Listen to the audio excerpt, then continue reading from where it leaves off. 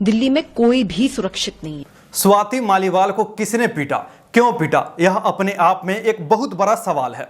ऐसे कैसे कोई मुख्यमंत्री अपने ही महिला राज्यसभा सांसद को अपने पीए से अपने घर में पिटवा सकता है?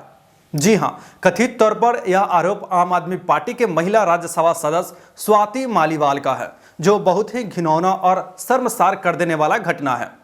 सुबह तकरीबन 9:34 पर दिल्ली पुलिस को एक पीसीआर कॉल प्राप्त हुई, जिसमें महिला कॉलर स्वाति मालीवाल ने कहा उसके साथ सीएम हाउस के अंदर मारपीट की गई है।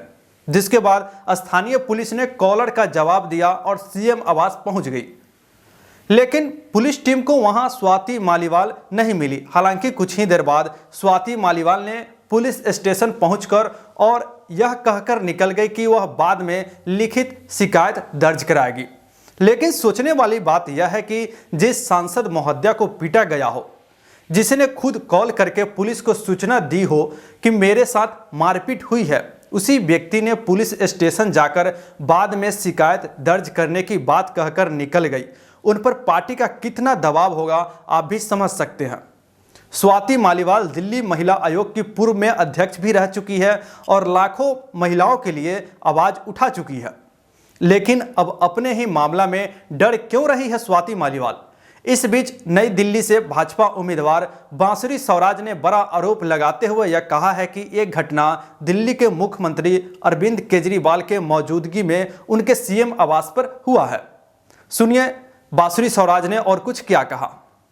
अभद्र व्यवहार स्वाति मालीवाल जी के साथ माननीय मुख्यमंत्री अरविंद केजरीवाल जी की मौजूदगी में उनके ऑफिशियल रेजिडेंस पे हुआ है। ये बहुत ही शर्मसार करने वाली बात है, ये बहुत ही दुर्भाग्यपूर्ण वाली बात। अगर वे आपकी ही मौजूदगी में सुरक्षित नहीं हैं, तो दिल्ली की महिलाओं की, दिल्ली की बेटियों की, दिल्ली की बहुओं की सुरक्षा आप क्या करेंगे माननीय मुख्यमंत्री अरविंद केजरीवाल जी?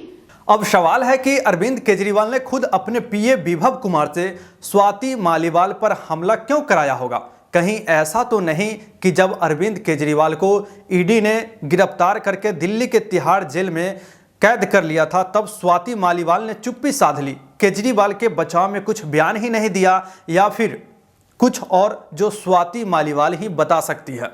आम आदमी पार्टी के पूर्व नेत्री साजिया इल्मी, जो अब भाजपा के दामन थामी हुई है, सुनिए उन्होंने इस पूरे प्रकरण पर क्या कहा है। आम आदमी पार्टी में इस वक्त बहुत बड़ा घमासान है।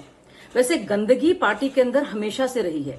मैं इन सब लोगों को जानती हूँ, इनके साथ मैंने काम किया है, इनके साथ उठी बैठी हूँ मैं, तो मैं जानती हूँ इनके आपसी रिश्ते एक दूसरे के साथ क्या हैं, इनके क्या इनर डायनामिक्स हैं और कैसे ये रिश्ते बदलते रहते हैं, कितना इन लोगों के एक दूसरे के खिलाफ, एक दूसरे पर कितना शक है और कितना संदेह है, ये भी मैं जानती हूँ। ये पहली बार हुआ नहीं है। आप सब लोगों को याद होगा 2018 में पूर्व मुख्य सचिव अंशु प्रकाश के साथ कैसे मारपीट हुई, वो भी चीफ मिनिस्टर के बंगलों में हुई, उनके घर पर हुई। अरविंद केजरीवाल ने उसमें भी झूठ बोला कि ऐसा हुआ ही नहीं है, अंशु प्रकाश झूठ बोल रहे हैं। लेकिन प्रकाश जारवाल और अमानतुल्लाह खान, इनके दो एमएलएस पर केस चला और चार्जशीट भी हुए दोनों। तो हम सब जानते हैं कि इस पार्टी में किस तरह से क्या कुछ होता रहता है और इनके आपसी रिश्ते कैसे बदलते रहते हैं। जहां तक बात है विभव की, विभव का काम ही यही है कि लोगों को परेशान करे, बदतमीजी करे, उनको जलील करे। मैं जानती हूं कि मैं खुद भुगती हूं। निहायत ही बदतमीज किस्म का वो आदमी है, बदमाश किस्म का, और कुछ भी संभव है इस पार्टी में। विभव कुमार, जिस पर स्वाति मालीवाल पर मारपीट का आरोप लगा है, वह अरविंद केजरीवाल का बहुत बड़ा करीबी माना जाता है। वह केजरीवाल के सबसे भरोसेमंद सहयोगियों में से एक है।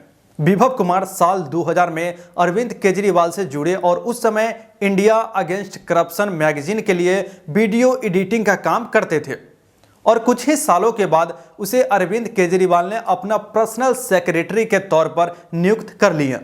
हालांकि विभव कुमार पर सरकारी कामों में बाधा डालने के आरोप में उसे दिल्ली के मुख्यमंत्री के सेक्रेटरी के रूप में सेवा समाप्त कर दिया गया।